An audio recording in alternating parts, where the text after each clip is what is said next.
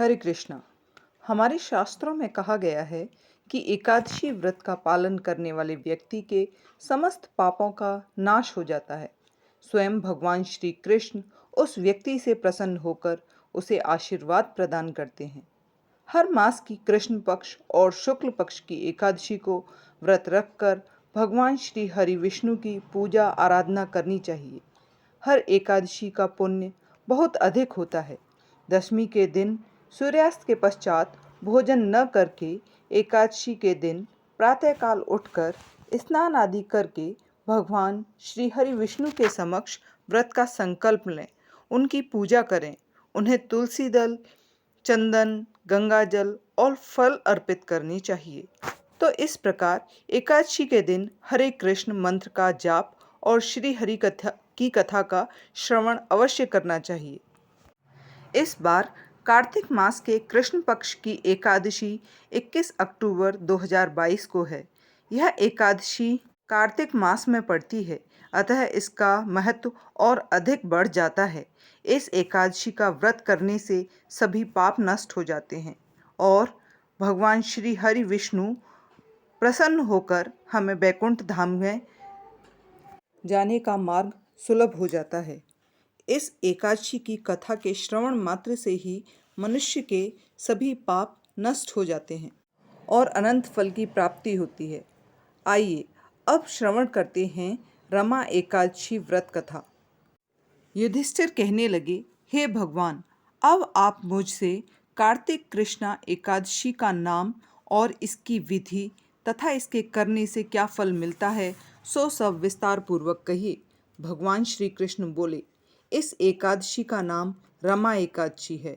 यह बड़े बड़े पापों का नाश करने वाली है। मैं तुमसे इसकी कथा कहता हूँ, ध्यानपूर्वक सुनो। हे राजन, प्राचीन काल में मुचकुंद नाम का एक राजा था। उसकी इंद्र, यम, कुबेर, वरुण तथा विभीषण के साथ मित्रता थी। वह बड़ा धर्मात्मा, विष्णु भक्त और न्यायप्रिय था। उस राजा के चंद्रभागा नाम की एक कन्या थी। राजा ने चंद्रभागा का विवाह राजा चंद्रसेन के पुत्र शोभन के साथ कर दिया। एक समय शोभन ससुर के घर आया। उन्हीं दिनों जल्दी ही पुण्यदायिनी रमा एकादशी भी आने वाली थी। जब व्रत का दिन समीप आ गया तो चंद्रभागा को अत्यंत चिंता हुई कि मेरे पति बहुत दुर्बल हैं, वह यह व्रत कैसे करेंगे और मेरे पिता की आज्ञा अति कठोर है। दशमी को राजा ने ढोल बजवाकर सारे राज्य में यह घोषणा करवा दी कि एकादशी को कोई भी भोजन नहीं करेगा। घोषणा सुनते ही शोभन को अत्यंत चिंता हुई और अपनी पत्नी से कहा, हे प्रिय, अब क्या करना चाहिए? मैं तो किसी भी प्रकार भूख सहन नहीं कर सकूंगा। ऐसा उपाय बतलाओ कि जिससे मेरा कष्ट बच सके, अन्यथा मेरे प्राण अवश्य चले जाएंगे। चंद्रभागा कहने लगी, स्वामी, मेरे पिता के राज्य में एकादशी के दिन कोई भी भोजन नहीं करता। यहाँ तक कि हाथी, घोड़ा, गौ आदि भी तृण, अन्न, जल आदि ग्रहण नहीं करते। फिर मनुष्य कैसे भोजन कर सकते हैं? यदि आप भोजन करना चाहते हैं तो किसी दूसरे स्थान पर चले जाइए, और यदि आप यहाँ रहना चाहते हैं तो आपको एकादशी का व्रत करना पड़ेगा। ऐसा सुनकर शोभन कहने लगा, हे प्रिय, मैं व्रत अवश्य करूँगा। जो भाग्य में होगा वह देखा जाएगा। ऐसा विचार कर उसने व्रत रख लिया और वह भूख व प्यास से अत्यंत पीड़ित होने लगा। जब सूर्य नारायण अस्त हो गए और रात्रि को जागरण का समय आया, वह शोभन को अत्यंत दुखदायी प्रतीत हुआ। प्रातःकाल होते ही शोभन के प्राण निकल गए।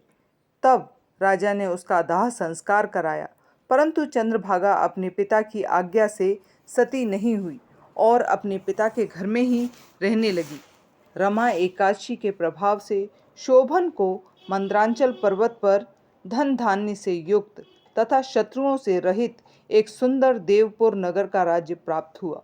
देवपुर सुंदर स्वर्ण खंभों पर निर्मित था और उसमें शोभन को बहुमूल्य वस्त्र और आभूषण भी मिले। एक समय मुचकुंद के नगर में रहने वाला सोम शर्मा नाम का ब्राह्मण तीर्थ यात्रा करता हुआ घूमता घूमता उधर जा निकला और उसने शोभन को पहचान लिया कि यह तो राजा का जमाई शोभन है। शोभन भी उसकी पहचान कर अपने आसन से उठकर उसके पास आया और प्रणाम आदि करके कुशल पूछी। ब्राह्मण ने कहा, राजा मुचकुंद और आपकी पत्नी चंद्रभागा आपके वियोग में बहुत दुखी हैं। वैसे नगर में सब सकुशल हैं। तत्पश्चात ब्राह्मण बोला, हे राजन, मुझको अत्यंत आश्चर्य हो रहा है कि ऐसा सुंदर नगर जो न कभी देखा न सुना, आपको यह मनोरम अद्भुत नगर किस प्रकार प्राप्त हुआ। तब शोभन बोला, कार्तिक कृष्ण पक्ष की रमा एकादशी का व्रत करने से मुझे ऐसा नगर प्राप्त हुआ है। यह अस्थिर है। इस पर ब्राह्मण बोला, हे राजन, परंतु यह स्थिर क्यों नहीं है और स्थिर कैसे हो सकता है, सो आप मुझे बताइए, फिर मैं इसका उपाय करूँगा। शोभन बोला, मैंने इस व्रत को श्रद्धा रहित होकर किया है, अतः यह सब कुछ अस्थिर है। यदि आप मेरी पत्नी चंद्रभागा को यह सब वृतांत कहें जिससे वह उसका उचित उपाय करे, तो यह स्थिर हो सकता है। ऐसा सुनकर ब्राह्मण ने अपने नगर में लौटकर चंद्रभागा से वह सब वृतांत कहा। ब्राह्मण के वचन सुनकर चंद्रभागा बड़ी प्रसन्नता के साथ बोली, हे ब्राह्मण देवता, यह सब बातें आपने प्रत्यक्ष में देखी या स्वप्न की बात कर रहे हैं। ब्राह्मण कहने लगा, हे पुत्री, मैंने मंदरांचल में तुम्हारे पति शोभन को प्रत्यक्ष देखा है, साथ ही देवताओं के नगर के समान उसका नगर भी देखा है। उन्होंने यह भी कहा कि यह स्थिर नहीं है, जिस प्रकार स्थित हो सके उसका उपाय करना चाहिए। चंद्रभागा कहने लगी, हे विप्र, तुम मुझको वहां पर ले चलो। मुझे पतिदेव के दर्शन की तीव्र इच्छा है। मैं अपने किए हुए पुण्य से उस नगर को स्थिर बनाने का प्रयत्न करूंगी। सोम शर्मा यह बात सुनकर चंद्रभागा को साथ लेकर मंत्रांचल पर्वत के समीप वामदेव ऋषि के आश्रम में गया। वामदेव ऋषि ने उसकी बात सुनकर वेद मंत्रों के उच्चारण से चंद्रभागा का अभिषेक किया। तब ऋषि के मंत्र के प्रभाव से और एकादशी व्रत के प्रभाव से चंद्रभागा का शरीर दिव्य रूप हो गया और वह दिव्य गति को प्राप्त हुई। इसके बाद वह बड़ी प्रसन्नता के साथ अपने पति के समीप गई। अपनी प्रिय पत्नी को आते देखकर शोभन अत्यंत प्रसन्न हुआ और उसको बुलाकर अपनी बाईं तरफ बिठाया। चंद्रभागा कहने लगी, हे प्राणनाथ, आप मेरे पुण्य को ग्रहण कीजिए। अपने पिता के घर में जब मैं 8 वर्ष की थी, तब से विधि पूर्वक एकादशी व्रत को श्रद्धा करती आ रही हूँ। मेरे इस पुण्य के प्रभाव से आपका यह नगर प्रलय के अंत तक स्थिर हो जाएगा तथा समस्त मनोवांछित वैभव से पूर्ण रहेगा। चंद्रभागा ने उसी क्षण भगवान विष्णु का ध्यान किया और प्रार्थना की कि मेरे एकादशी के समस्त पुण्य मेरे पति के मनोरथ को पूर्ण करने हेतु स्वीकार करें। तभी प्रसिद्ध देवपुर नगर स्थित हो गया।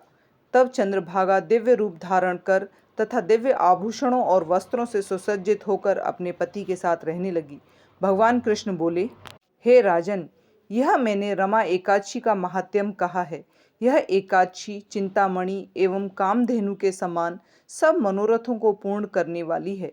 जो मनुष्य इस व्रत को करते हैं, उनके समस्त ब्रह्मत्यादि समस्त पाप नष्ट हो जाते हैं। कृष्ण पक्ष और शुक्ल पक्ष दोनों की ही एकादशी समान है। इनमें कोई भेदभाव नहीं करना चाहिए। दोनों को पढ़ते अथवा सुनते हैं, वे समस्त पापों से छूटकर विष्णु लोक को प्राप्त होते हैं। इस दिन हमें केले का सागार लेना चाहिए। केला व उससे बने पदार्थ और फल और मेवा का सेवन करना चाहिए। धन्यवाद। ऐसी ही और भक्तिमय कथाओं और जानकारियों के लिए हमारे चैनल राधे गोविंद को सब्सक्राइब करना ना भूलें। जय श्री कृष्णा।